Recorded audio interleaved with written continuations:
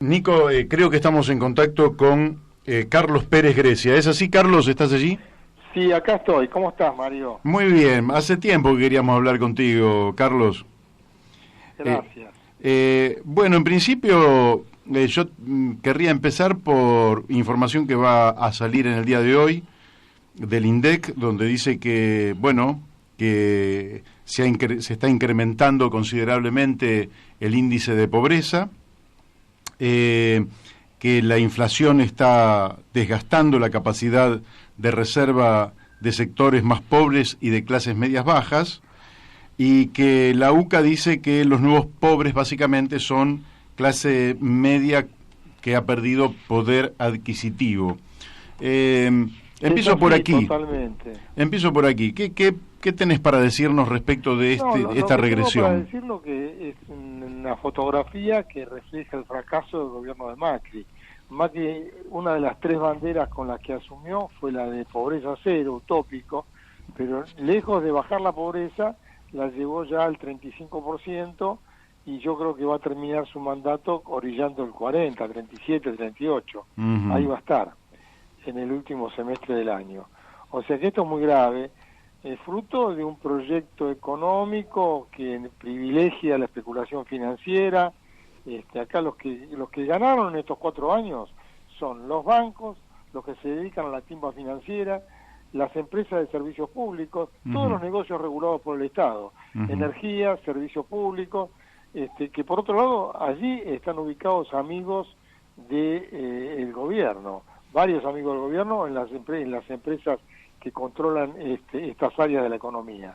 Y finalmente, como dato en esta misma dirección, es un arreglo que hizo Dietrich con las autopistas, reconociendo una deuda que si hubieran ido al CIADI, si hubieran llevado el tema al CIADI, seguramente hubiera salido más barato para la Argentina de lo que ha salido este arreglo de Dietrich.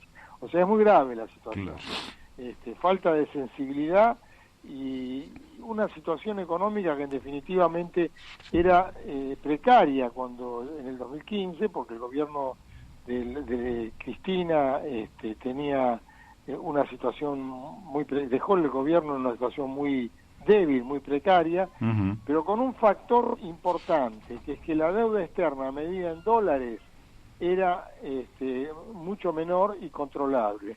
Y este gobierno la multiplicó, la deuda externa medida en dólares, y genera una carga para los años que vienen muy pesada, muy difícil, imposible de pagar, que va a obligar a un replanteo total del funcionamiento del sistema económico y a una renegociación de los plazos de pago de la deuda. Esta es la realidad del día de hoy. Así es, ya que nombraste el tema de la deuda, te quiero preguntar, la gente, como digamos, interpretando lo que muchos oyentes querrían preguntarte, y entraron más de 100.000 millones de dólares de deuda, ¿dónde está esa plata? Sí, yo creo que entraron en deuda privada y deuda con el Fondo Monetario. Esa plata en gran medida fue a financiar la fuga de capitales. Y ese es el gran drama de la Argentina. Ujú. Hay acá grandes empresarios y los bancos no son el verdulero de la esquina de casa o el carnicero de la otra cuadra, sino que son los grandes sectores de la economía que eluden, evaden y fugan sus capitales, y esto nos deja cada vez más débiles, con menos autonomía de decisiones en el país, que es la situación que tenemos hoy. Sí. Ahora, Esto dale. exige un cambio tributario, Ujú. reclama un cambio tributario, donde se le haga pagar a los que realmente tienen grandes patrimonios y se ponga el eje del sistema tributario en los bienes personales y en el impuesto a la tierra. La tierra es una reserva de especulación gigantesca, y paga relativamente poco, y los que invierten, producen, generan empleo, son los que pagan mucho porque los impuestos caen sobre los flujos. El IVA, ingresos brutos, en definitiva, eso genera una situación donde una empresa, que si pagara todo lo que tiene que pagar, es inviable. Claro. Y ni hablar de la situación de las pymes, que es muy mala. Más del 50% de los ingresos se irían entre cargas tributarias y carga y las contribuciones patronales. O sea que esta es la realidad. Yo creo que ese sistema hay que darlo vuelta como una media, hay que aplicar impuestos sobre el patrimonio real de las personas físicas y descargar los impuestos sobre los flujos. Hay un cálculo hecho, que lo ha hecho Deleville, alguna vez lo escuchamos juntos, sí. Y siguen trabajando con datos actualizados, y me dice que se va a conocer en los próximos días esto, que los datos del presente, a partir de la información del INDEC, de información oficial, son aún mejores que el cálculo que ellos habían hecho hace un año y pico. O sea, llevando el IVA se puede llevar al 9 puntos, hoy está en 21. Hay que eliminar ingresos brutos, que es un impuesto irracional, y hay que cobrarle impuestos a los que no pagan, a los que evaden y tienen gigantescos patrimonios. Esta es la cuestión, este es el gran debate del gobierno que viene, y es el gran problema que tendrá que asumir a partir del 10 de diciembre el nuevo gobierno. Uh-huh. Sí, vos sabés que yo escucho permanentemente decir que prácticamente todos los liberales dicen que los gobiernos populares gastan en exceso.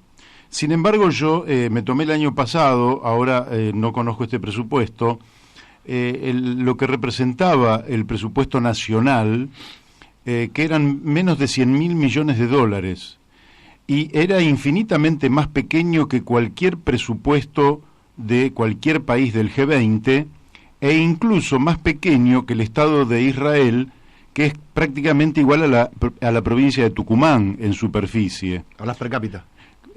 Hablo en valor absoluto. Sí. Es decir, sí, que ahí hay un problema de todos modos, que es la calidad del gasto, ¿no? Bueno, ese es otro tema. Pero la cantidad del gasto público no parece ser tan importante. Y no se entiende por qué. Vuelvo a lo que vos estabas diciendo. ¿Por qué un Estado que supuestamente tiene un territorio total de 2.800.000 kilómetros cuadrados no podría recuperar 100.000 millones de dólares de renta? No, eso es así. Yo no recuerdo exactamente los números, pero el presupuesto del año pasado fue algo así como algo más de 3.200.000 millones, una cosa así en pesos. Con este impuesto a la tierra que te digo, calculado sobre 500.000 kilómetros cuadrados, ni tampoco sobre el total de la tierra del país. Sí, correcto. Estaríamos recaudando 4 billones, o sea que tendríamos un excedente. Ahí de todos modos hay que ver que el Estado brinda, al revés de gastar menos, hay que gastar mejor. Porque los servicios que brinda el Estado son muy malos. Sí. En salud, en seguridad, en transporte, son malos los servicios del Estado. Esto hay que mejorarlo y eso requiere inversión y requiere una organización distinta del Estado. Requiere un Estado de calidad en sus prestaciones, que no es el que tenemos hoy. Porque vos me podés plantear el ejemplo de los países de Europa o del norte de Europa o incluso de Israel, pero allí pagan impuestos, pero los servicios que brindan son de una calidad infinitamente superior a los argentinos. Así es. Entonces hay dos temas, que es el tema del gasto y el tema de su calidad. Yo creo que el gasto está dentro de lo aceptable. Aparte, además, el 60 y pico % del gasto del Estado es el ANSES, y esos son jubilaciones y prestaciones sociales, que en una situación de crisis económica y social, de ruina social como la que tenemos, no se puede pensar en reducir ese gasto. Ese gasto es inelástico, ese gasto hay que mantenerlo, al contrario, hay que mejorar también en su calidad la organización de los programas sociales. Pero eso es otra discusión. También, es cierto. Te hago un par de preguntitas más.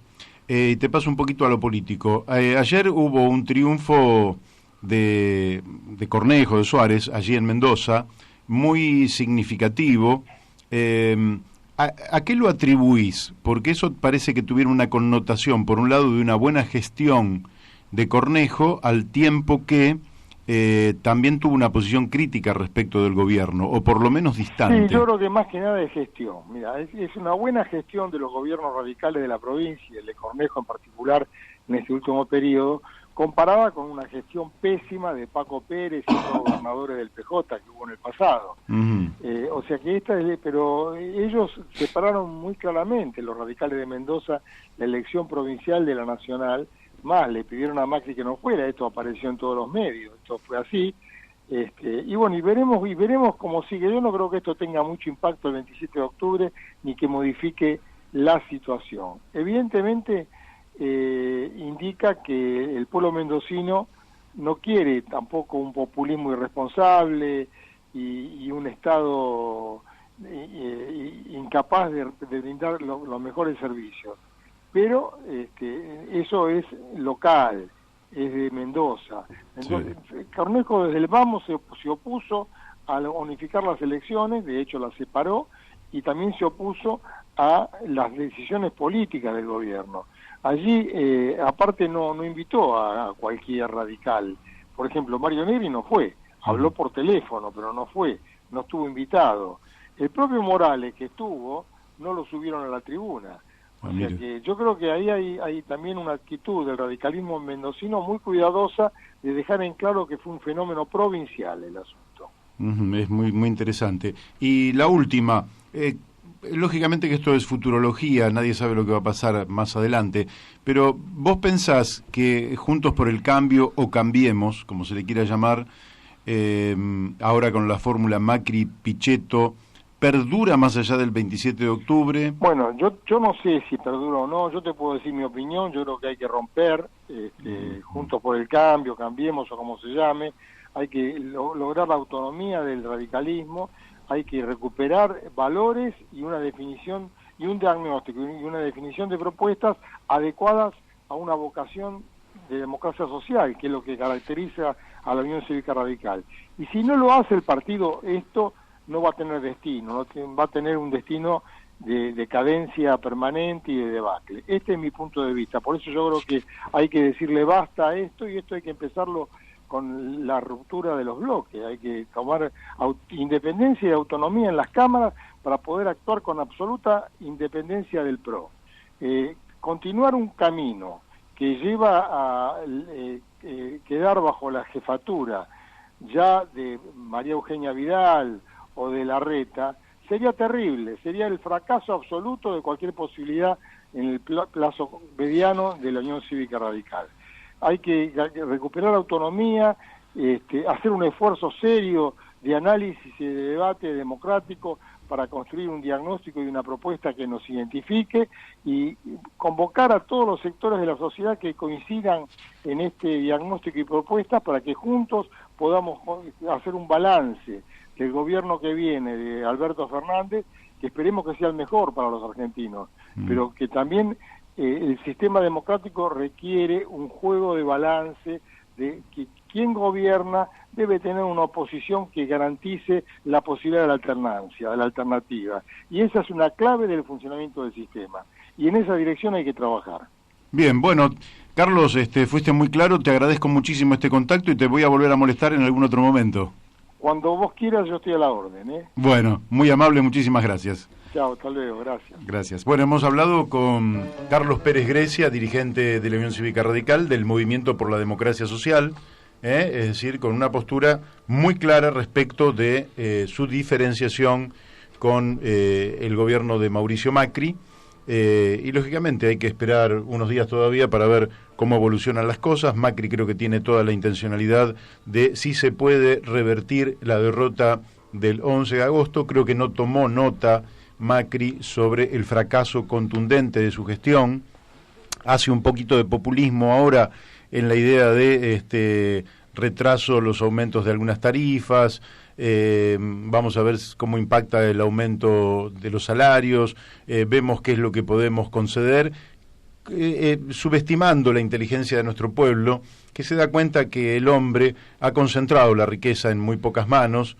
que ha endeudado a la Argentina sin que sepamos de qué se trata ese gigantesco endeudamiento, y que por tanto ha cumplido un ciclo. Y me parece muy sabio de parte de la dirigencia del radicalismo, en particular en este caso de Carlos Pérez Grecia, decir, bueno, esto es una experiencia que se agotó y hay que construir algo nuevo, algo alternativo y superador de cara al porvenir.